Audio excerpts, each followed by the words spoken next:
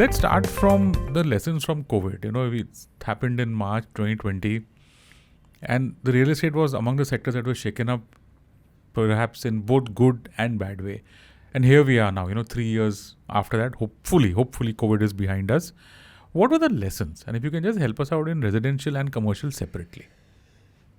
Okay, there's no point, reliving those dreadful days of COVID. However, it suffices to say that for real estate at least, it was extremely a dark phase. Prior to COVID itself, residential was going through a very, very serious recessionary kind of a period, especially housing. There were no takers. The upper end of the housing, which was luxury markets, etc., was in a very bad shape. The affordable housing was doing well because of a lot of interventions from government agencies, policies and structural cleansings and so on. A lot of things were in place. So that sector was doing well. But unfortunately, you should know that if you talk about the developers who count, developers who you and I know about, are barely into affordable housing. They all are only in the mid to upper end of the market. So that segment, which is really big one, where the government interventions, etc., also helped, was in any case not helping the developer fraternity that much. And then came COVID. So it was kind of, last nail in the coffin. But not getting into, as I said, the dreadful days, the other side of it.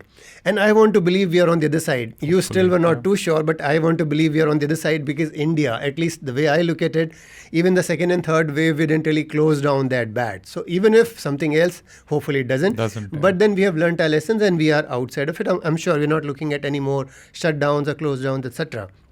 But on the other side, something very, very intriguing and very, very shocking to say happened was a sudden, lease of life to residential real estate, which, as I said earlier, was in a very bad phase. And suddenly everybody started buying houses. Of course, there were a few interventions from various governments, like in Maharashtra, they had some stamp duty cuts, etc. So while it was not that big an amount, but then it really came in as, something to entice those who were sitting on the fringe, who were neither the buyers nor buyers. They were the ones who jumped in. And then it all changed. Many other states followed, West Bengal followed, Karnataka did so, and so on. And then what started as just way of infusing some life into real estate, wow, how it bounced back. And especially residential, as we speak, fabulously placed.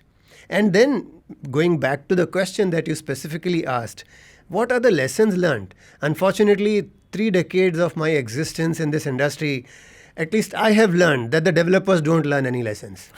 Okay, that's one way to put it, yeah. So if I have to say that what are the most important things? Well, one thing which most of them have been talking about, that post-COVID, people want bigger houses because, work from home and blah, blah, blue, blue, study from home, etc., etc. So bigger houses is the new norm. Well, I don't buy into that, because just for a few lessons learned out of a certain pandemic, which may not happen for another century, for me to extend myself and buy another bedroom of worth 1 crore, typically in Mumbai, every bedroom costs 1 crore minimum. So spending 1 crore more just because I wanted work from home, well, I'm not too convinced. Very interesting. It was the first time that I've heard, someone actually questioned this, because this theory had gained major acceptance with a lot of people. Now people want bigger homes. This cost angle, of course, is right. I get that. I get that. The whole logic, lesson learned, as I said, the reason why I believe that many of us in the industry don't learn our lessons is exactly that. Earlier, I can talk about, say about 10 years back when the industry was going through a similar bad patch. A few new things came up, like senior citizen living, like student housing. So we keep coming up with something new. The industry is that way pretty genius and pretty creative. They keep telling you new stories. So earlier there were those reasons to believe that chalo warehousing karte hain, chalo data centers karte hain. But the moment times are good with residential, you will not see the same developers going back and talking about the same sectors which they were doing earlier. Ah. That's the reason for me to say that the lessons are never learnt. Okay. What sells is the biggest lesson. Sure. So today, what is selling today, at least today, is luxury is selling. So that's a good learning. So how long will it sell? Anybody's guess. But that said, something which was about larger homes, etc. For the moment it is selling. How long? I don't know. So in terms of learning, another few things have really happened is about consciousness, about healthy living. So there are more gardens, there is more focus on health clubs and so on and so forth, because even the buyers are asking for it. So well, whatever said and done, ultimately what consumer is asking, the developers are quick to learn and deliver. That is something which is happening. So a few of these changes have come about, but except for that, if you're asking me what else has changed, not much, at least in residential. Sure. Now, office is a different sector altogether. Yeah. Let's understand. Prior to COVID, office was doing fabulously well. Office sector, prior to COVID, was a saving grace for the sector. But during COVID, it was worst hit. Of course, there were other two sectors like retail and hospitality. Both those sectors have bounced back, but office is still taking a little longer. While it has not been as badly hit as it was during COVID, because work from homes, etc., many of those things are now gone. All of us, now that I'm sitting with you and recording in a studio, even that was not to be till recently. Vivek was online with us. I know what you're saying. Yeah. Exactly. So that's one lesson that, the COVID things are behind us. So most of us are back in our offices and workspaces. And that's something which is yet to show full result on office sector.